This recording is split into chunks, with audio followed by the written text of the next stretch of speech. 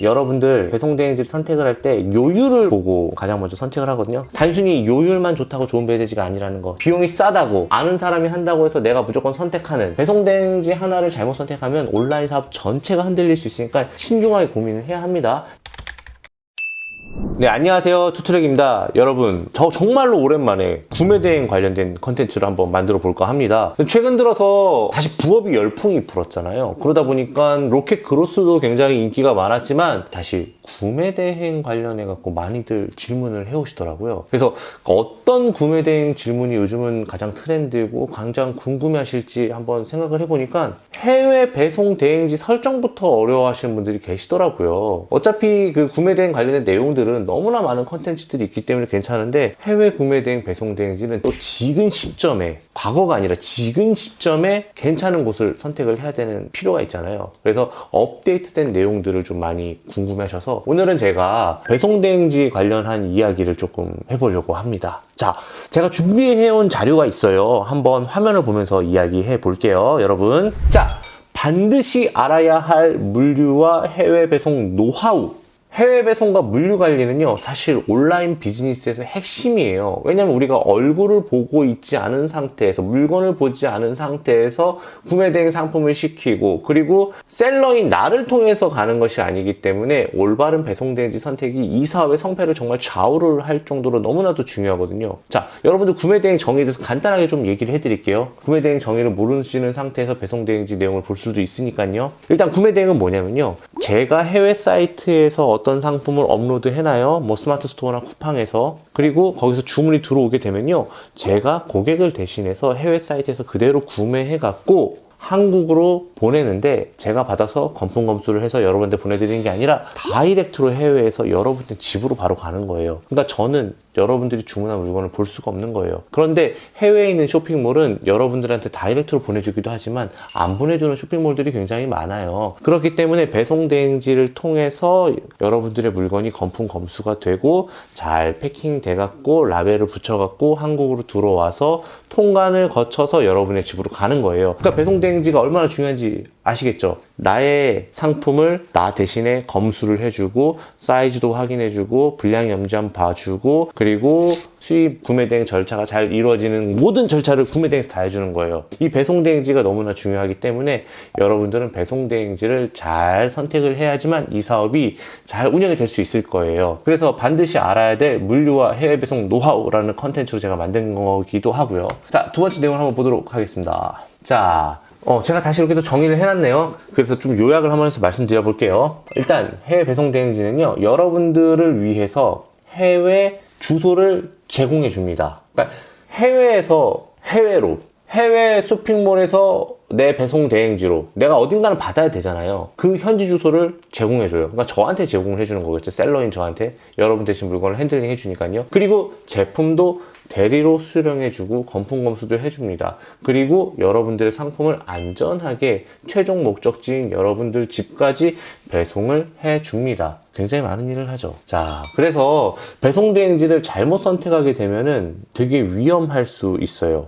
그러니까 예를 들어서 여러분들 보통 이제 배송대행지를 선택을 할 때 요율을 보고 가장 먼저 선택을 하거든요. 그 요율이 뭐냐면 무게당 비용, 그리고 작업 비용, 그리고 뭐 보관 비용, 뭐 이런 것들이 전부 다 나와 있는 걸 가지고 여러분들이 선택을 하게 될 텐데, 대부분 요율만 노출이 되어 있고 뭐 그 아래 조그맣게 뭐 보관료는 따로 발생합니다, 부피 무게는 뭐 요율과 다르게 계산법이 다릅니다, 뭐 이렇게 막 적혀 있어요. 근데 거기까지는 어쨌든 표면적으로 노출되어 있는 숫자니까 괜찮은데, 우리가 한 번도 테스트를 안 해봤기 때문에 이 회사가 진짜 입고를 잘 하고 출고도 잘 해주는지, 검품 검수는 잘 해주는지, 그리고 해외 배송대행지 주소 자체가 분실 위험이 있는 주소인지, 뭐 이런 여러 가지 확인이 안 되는 상태잖아요. 그래서 여러분들이 잘 선택을 해야 되는데, 그렇지 않게 되면 어떤 일이 일어날 수 있냐면, 첫 번째, 보관료 같은 게 추가로 발생이 돼서 나도 모르게 반품한 상품, 반품할 상품들을 깜빡 잊고 있으면 그게 보관료가 쌓여서 보관료로 청구가 될 수도 있고요. 그리고 처음에는 무게당 요금만 나와 있어서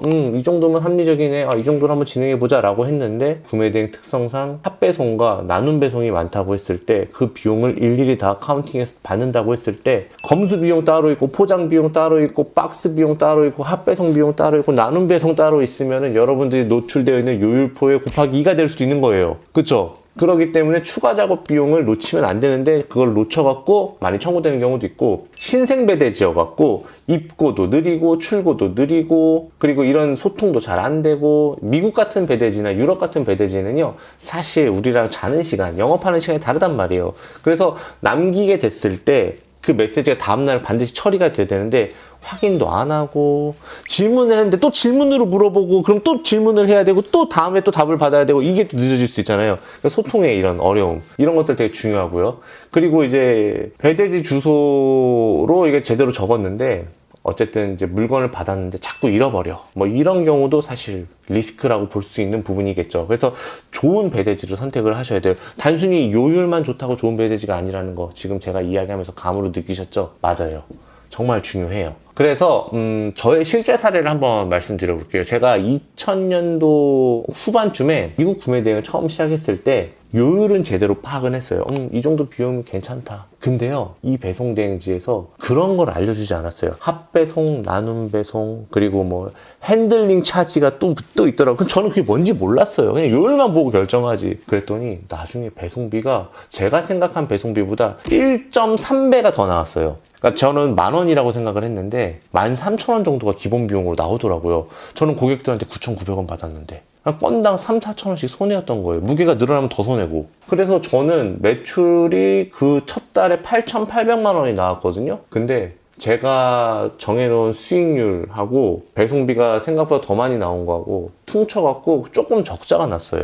한 1,000만 원 정도 적자가 났나? 그래서 처음에는 그냥 안 하려고 했어요. 나하고 안 맞나 보다. 내가 뭘 이렇게 허술하게 준비를 했지? 그랬는데 만약에 안 했다면 여러분과 저는 만날 수가 없었겠죠. 하지만 그래도 제 정비에서 다시 좋은 배대지를 선택해서 다음 컨텐츠쯤에 소개시켜드릴 배대지들을 여러분한테 소개시켜드릴 거예요. 제가 지금도 사용하고 있고 아주 좋은 배대지를요. 자, 그래서 여러분들에게 지금의 저라고 한다면 배송대행지를 어떻게 선택을 할지 이 부분에 대해서 조금 말씀을 드리고 싶어요. 여러분들도 지금 구매대행 사업자를 내고 구매대행을 시작하는 데 있어서 어떤 명확한 기준이 있어야 될 거 아니에요. 이용해보지도 않았는데 내가 이 회사의 로고만 보고 생각할 수도 없고 구매 후기만 듣고 이야기할 수도 없고 그리고 사용 후기만 들어보고도 이야기할 수도 없는 거고, 그냥 명확한 요건이나 조건이 있어야 된다고 저는 생각을 하거든요. 그거를 좀 알려드릴게요. 다른 건 몰라도 이거 정도는 지켜줘야지만 된다 하는 내용입니다. 첫 번째, 수수료 구조입니다.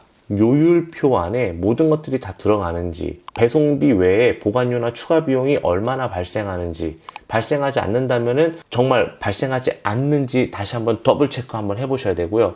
그리고 얼마나 출고를 많이 하는지, 일주일에 몇 번을 출고하는지, 오프로드가 걸리는 날도 있거든요. 예를 들어서 월수금 출고하는지, 아니면 월요일부터 금요일까지 출고하는지, 아니면 일주일 내내 출고하는지. 중국은 거의 다 출고하거든요. 매일 토요일 날 하루 빼고 다 출고할 거예요. 근데 일본 같은 경우는 월수금 출고하는 데가 있고, 뭐 오사카 지역은요, 도쿄 같은 경우는 월요일부터 금요일까지 다 출고하는 경우도 있고, 미국 같은 경우는 어떤 달에는 그 동네가 뭐 체리 수확량이 많아서 4월달, 5월달에는 체리 때문에 오프로드가 걸린다거나 뭐 이럴 수가 있거든요. 그런 거 자세히 알아보시면 좋을 것 같아요. 그리고 출고 속도, 그러니까 입고해서 검수해서 출고하는 데까지 얼마나 평균적으로 딜레이가 걸리는지도 한번 알아보셔야 돼요. 그래야지 내가 주문해서 배송대행지로 도착하는 시간, 배송대행지에서 머무는 시간, 출고했고 한국에 도착하는 시간, 이거 계산해서 평균적으로 딱딱딱 맞아 떨어졌을 때 최소한의 기간으로 얼마나 짧은 시간 안에 받을 수 있는지도 여러분들 머릿속에 있어야지 고객한테 CS를 할 때 말하기가 편하거든요. 그렇죠? 그리고 검수나 포장 퀄리티, 이거 너무 중요해요. 저 같은 경우는 검수를 한다고 했는데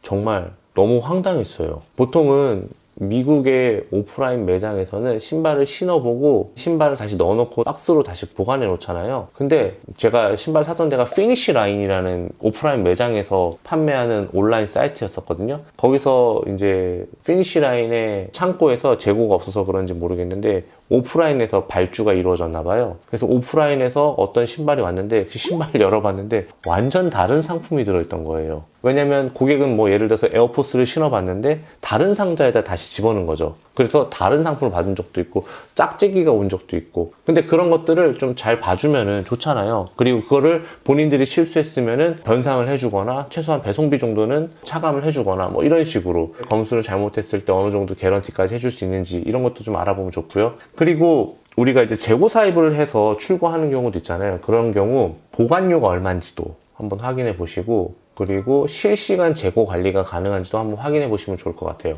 그리고 미국이나 이제 유럽 같은 배송 대행지는 저희가 시차가 안 맞기 때문에 저희 시차에 맞게끔 한국 고객센터나 아니면은 새벽에도 뭔가를 받아줄 수 있는 그런 게 있다고 한다면 뭐 바로바로 처리는 어려워도 그것 내용을 받아서 전달까지 정도는 해줄 수 있는 그런 업체가 있다면 너무 좋을 것 같아요. 근데 중국하고 일본 배대지는 그럴 필요가 없겠죠? 왜냐? 우리랑 시간이 거의 비슷하니까요. 중국은 우리보다 1시간 느리고 일본은 우리랑 같으니까요. 그래서 그런 부분은 괜찮은데 그래도 내 물건인 것처럼 빠르게 대응해주는 업체를 만나면 좋겠죠. 너무 느리면 안 돼요. 예. 자, 이렇게 해서 저는 내가 없어도 돌아갈 만한 배송 대행지, 배송 관련해서 내가 특별히 신경 쓰지 않아도 정말 컴퓨터 업무만 해도 될 정도의 배송 대행지를 여러분들이 고르려면요, 시스템이 잘 갖춰진 업체를 골라야 한다고 생각을 해요. 비용이 싸다고, 그리고 아는 사람이 한다고 해서 내가 무조건 선택하는 그런 배대지보다도요, 여러분들이 꼼꼼히 따져보고 요건을 세워보고, 제가 왜 조건을 세워보라고 얘기하냐면요, 여러분들이 취급하는 물건이 부피가 큰 걸 수도 있잖아요. 부피가 작고 스피드를 요구하는 것도 있을 수도 있잖아요. 식품일 수도 있잖아요. 그쵸? 그거에 따라서 배대지 선택은 다 달라질 수 있다고 봐요. 부피 무게를 안 받는 것도 있을 수 있고요. 그리고 부피 무게를 받지만 속도가 빠른 것이 있을 수도 있고요. 그리고 보관 상태를 되게 잘하게 해서 오는 것도 있고요. 여러 가지 선택할 수 있는 게 많단 말이에요. 그래서 잘 보라고 하는 거예요. 배송 대행지 하나를 잘못 선택하면 온라인 사업 전체가 흔들릴 수 있으니까 신중하게 고민을 해야 합니다. 자, 지금까지는 제가 기준에 대해서 말씀드렸고요. 다음 영상부터는요, 차례가 중국, 일본, 유럽이 될지 아니면 유럽, 일본, 중국이 될지는 모르겠어요.